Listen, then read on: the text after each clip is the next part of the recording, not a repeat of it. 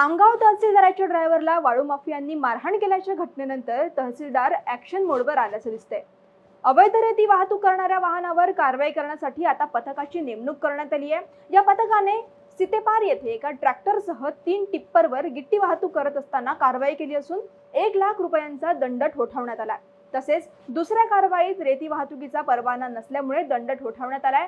या कारवायांमुळे आता तहसील कार्यालय ॲक्शन मोडवर आल्याचं दिसतंय। त्यामुळे तालुक्यातील अवैध वाहतूक करणाऱ्यांचे धाबे दणाणलेत।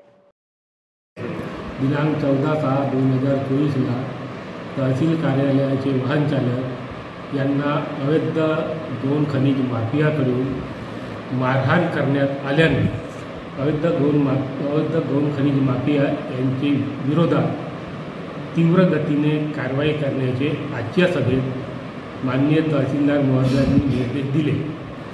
त्यावरून तहसील कार्यालयाच्या पथकासह गस्तीवर निघाले असता मौजा सितेपार येथे एक ट्रॅक्टर ताडपत्री नसलेला आणि मौजा चिरचाडबांध चौकामध्ये 3 टिप्पर गिट्टीचे ताडपत्री नसलेले तसेच एक रेतीचा मिनी टिप्पर विनापरवाना आढळून आले।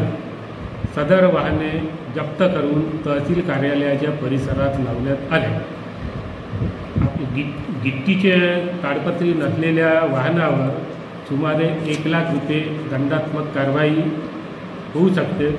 तसेच विना परवाना रेतीच्या वाहनावर 1,55,000 रुपयाची दंडात्मक कारवाई होऊ शकते।